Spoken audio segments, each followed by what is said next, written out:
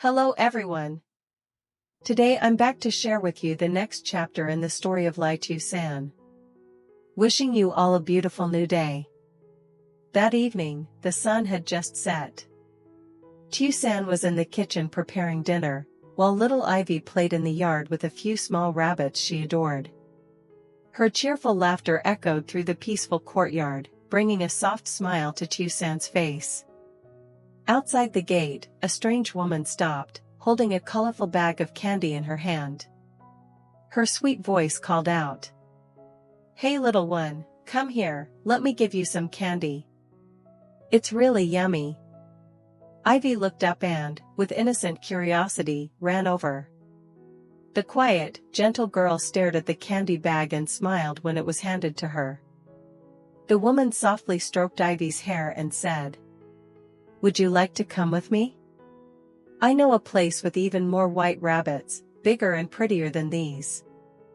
Ivy's eyes lit up with excitement. Trusting and unaware, she took the woman's hand and followed her. No one knew it would be the last time Tieu San saw her daughter in that yard. When she turned around and couldn't see Ivy, Tieu San called out, "No answer." Panic rising, she ran through the garden, down the alleyway, only to find a single piece of candy on the ground and tiny footprints fading into the sand. That night, she barely slept. The house was wrapped in silence, broken only by the ticking clock and the soft patter of rain. Her eyes were red and swollen, arms clutching Ivy's doll tight to her chest. At dawn, Hai rushed over the moment he heard the news. He brought breakfast but froze when he saw Tieu San sitting blankly by the door. Quietly, he went outside to feed the chickens and rabbits, something Ivy used to do every morning. The air was heavy and cold. Looking at the photo of mother and daughter on the shelf, Hai clenched his fists and whispered, "I'll find her. I promise." That night, the house lay in darkness. The wind howled through the cracks of the door, filling the air with eerie sounds. Exhausted after days without rest, Tieu San finally drifted into an uneasy sleep, only to fall into a nightmare. She found herself running across a vast field blanketed in fog. The wind bent the tall dry grass. From afar, she heard Ivy's innocent laughter. "Mommy! Come play with me." Her heart leapt, she ran toward the voice. The small figure of her daughter appeared ahead, white dress fluttering in the wind. "Ivy!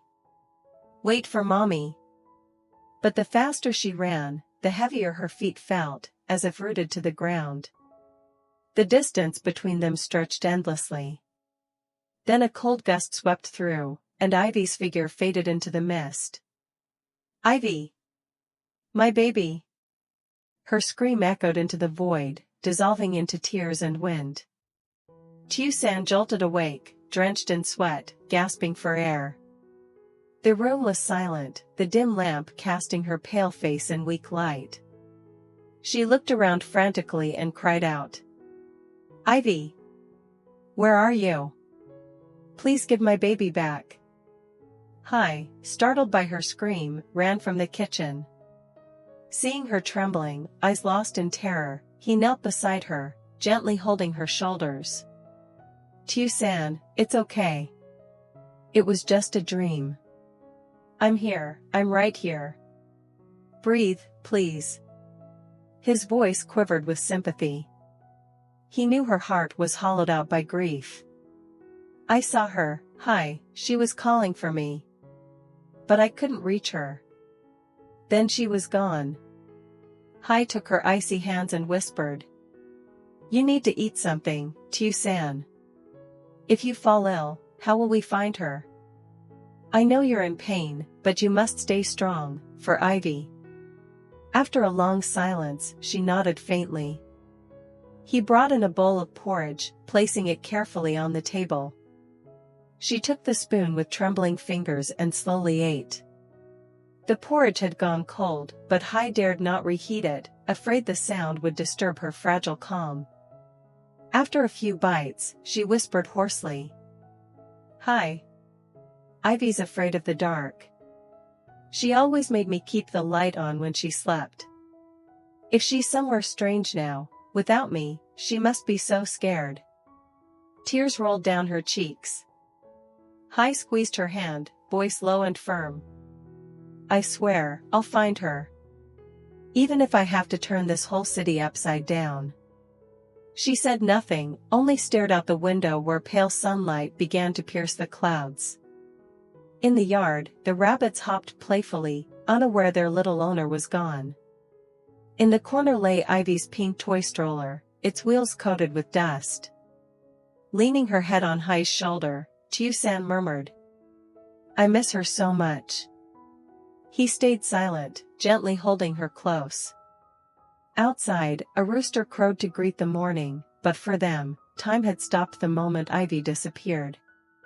When Ni, Sun's younger sister, heard the news, she dropped the package she was carrying. Her heart froze. Without a second thought, she caught the nearest ride to Tieu San's house. By the time she arrived, Sun was already there, standing at the doorway. His face was pale, eyes blazing with anger and despair. The moment he saw Tieu San, he shouted. How could you let this happen, Tieu San? How could you lose our daughter? She stepped back, tears streaming down her face. I only went into the kitchen for a moment. When I came back, she was gone. I didn't think. Sun clenched his fists, voice cracking.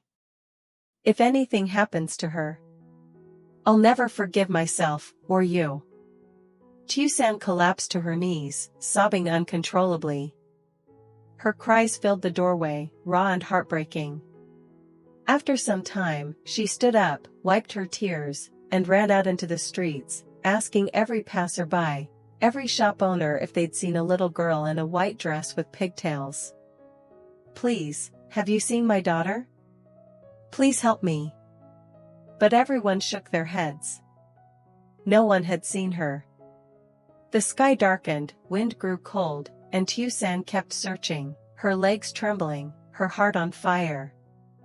Then, on her way to Tieu San's house, Ni spotted her walking aimlessly by the roadside, disheveled and pale. Ni slammed on the brakes, jumped off the motorbike, and ran to her. Sister San. It's me. I heard the news. Get on, let's go look for her together. Tieu San looked up, tears glistening, and nodded weakly. She climbed on, clutching Ivy's little jacket to her chest, the last trace of her child. The motorbike sped off into the busy streets, leaving behind honking horns, the rush of wind, and the soundless ache of two women, one mother who lost her child, and one aunt praying for a miracle. Ni and Tieu San went from house to house across the neighborhood, knocking on every door they could find. Excuse me, have you seen a little girl around 4 years old, wearing a white dress, with 2 pigtails? Ni asked, her voice trembling with hope.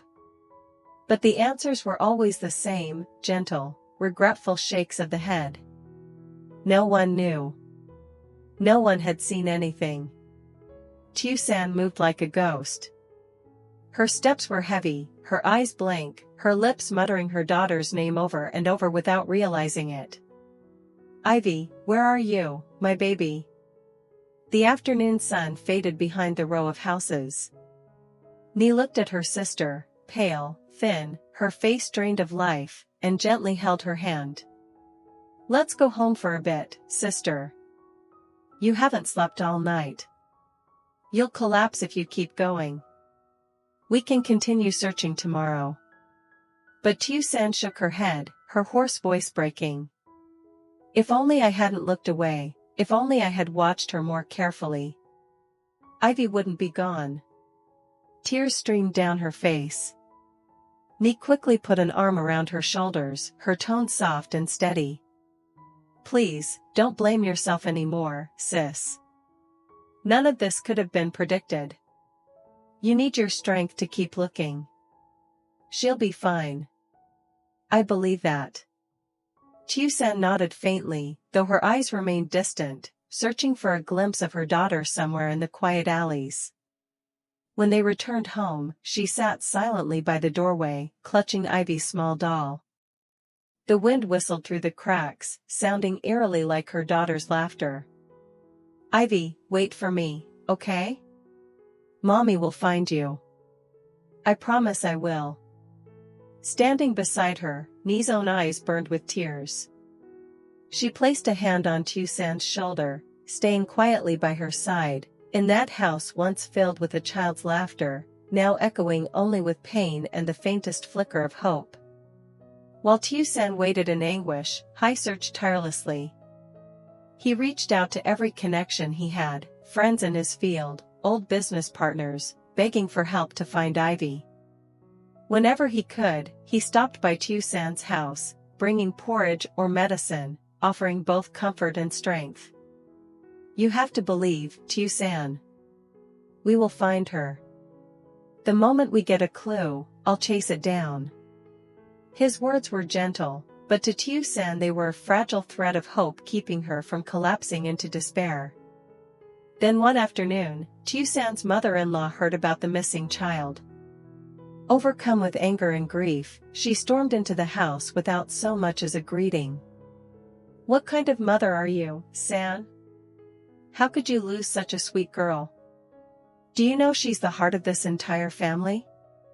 Tieu San bowed her head, tears falling uncontrollably. "I'm sorry, Mother. I didn't mean for this to happen. I only looked away for a moment." But the older woman's pain only grew, her voice trembling as tears welled up. "A moment? You call that just a moment? That moment cost us a child. If anything happens to her, how will you live with yourself?" Tieu San collapsed, burying her face in her hands, sobbing so hard her whole body shook. Each word was a knife to the heart. "It's my fault. If only I'd been more careful, she wouldn't have disappeared." When her mother-in-law finally left, silence fell again. Tieu San sat slumped in a corner, eyes red and swollen, clutching Ivy's little shirt. The faint scent of her daughter still lingered, twisting her heart. She whispered shakily, like a prayer. "Ivy. I'm so sorry. Mommy will find you. Please, don't give up on me." Outside the door, Hai stood motionless, watching her through the half-open frame. His chest tightened, he gripped his phone with resolve. There was only one thought in his mind: no matter what it takes, he will find Ivy. Night descended, wrapping Tieu San's small house in chilling quiet. She sat alone by the window, staring blankly at the dim streetlight outside. After a whole day of searching, her body was drained, yet her mind refused to rest. Then, the door creaked open. Hai had come again. He carried a small bag of still warm food and set it gently on the table. "I know you haven't eaten since noon. I made some porridge and brought a few things. Please, eat a little. You need your strength to keep going." His voice was calm and low, filled with quiet care. Tieu San looked up, her eyes glistening. "Hai, you've done so much already." He smiled faintly, shaking his head. "It's nothing. I just don't want you to be alone right now." He helped her to the table. She forced down a few spoonfuls of porridge, her voice trembling. "Having you here makes me feel less afraid. I just hope we can find Ivy soon. She must be so scared." Hai placed a reassuring hand on her shoulder, his gaze firm. "I believe she's still safe. Tomorrow, I'll take you to the police. We'll go over everything again, they'll help us." Tieu San nodded slowly. Her eyes still glistened with tears, but her heart felt a little lighter. Hai's presence was like a small light flickering in the darkness, fragile, but enough to guide her forward. The next morning, as the first light touched the sky, Hai was already waiting outside the gate. Opening the car door, he said softly yet firmly, "Let's go, Tieu San. Today, we'll find our first lead." On the way to the police station, Tieu San sat in silence, clutching Ivy's scarf tightly. The morning sun streamed through the window, glinting off her tear-filled eyes that carried both pain and a faint spark of hope. Hoai glanced at her, silently vowing to himself, "I won't let you face this alone. I'll bring your daughter back, no matter what it takes." The entire neighborhood fell into a heavy silence after the news of little Ivy's disappearance spread. Every night, people still saw San wandering aimlessly through the streets, his face haggard, eyes sunken from sleeplessness. He walked down every alley, peered into every shadow, as if afraid his daughter might be hiding somewhere, lost, scared, waiting for him. Once, San had been a distant father. He'd always wished for a son to carry on the family name, and he often sighed in disappointment or scolded Ivy when she clung to her mother. But now, with her gone, he finally understood, every soft daddy she spoke was the most precious thing he'd ever had. He sat by the roadside, clutching a small photograph of his daughter, his chest tightening with every breath. "Ivy, my baby, I'm sorry. Please, just come back. I swear, I'll never leave you again." His words dissolved into tears. But San had no idea, behind this unbearable loss lay a cruelly calculated plan.